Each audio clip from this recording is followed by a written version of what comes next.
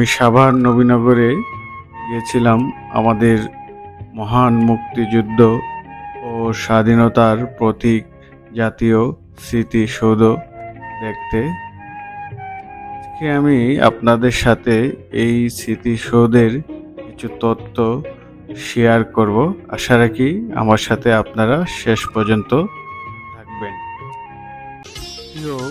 স্মৃতিসৌধ হচ্ছে আমাদের স্বাধীনতার যুদ্ধে নিহত মুক্তিযোদ্ধা ও নিহত বেসামরিক বাঙালি ও অবাঙালিদের স্মৃতির উদ্দেশ্যে নিবেদিত একটি স্মারক স্থাপনা।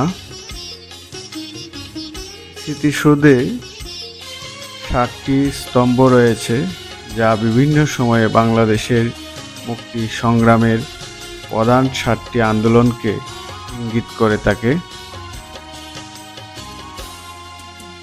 এটির উচ্চতা 150 ফুট এবং এটির কাজ শুরু হয় 1978 সালে এবং এর নির্মাণ কাজ শেষ হয় 1982 সালে।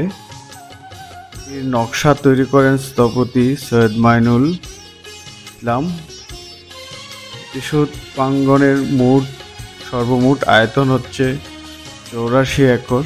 এই স্মৃতিসৌধকে ঘিরে রয়েছে বিশাল বৃক্ষরাজির সবুজ বলয়, কৃত্রিম হ্রদ, বাগান, অজ্ঞাত শহীদদের 10টি গণসমাধি, উন্মুক্ত মঞ্চ, অভ্যর্থনা কক্ষ, মসজিদ, হেলিপ্যাড ও ক্যাফেটেরিয়া।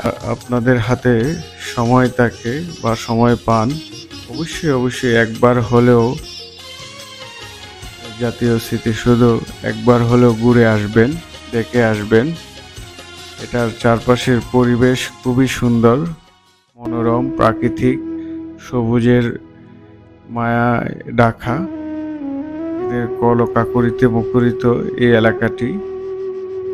আর এখানে গেলে আমাদের মুক্তিযুদ্ধের কথা স্মরণ হবে, মুক্তিযুদ্ধের চেতনা জাগ্রত হবে এবং দেশপ্রেম মনের মধ্যে তৈরি হবে। অবশ্যই আপনারা যাবেন আর আমাদের শহীদদেরকে স্মরণ করে আসবেন।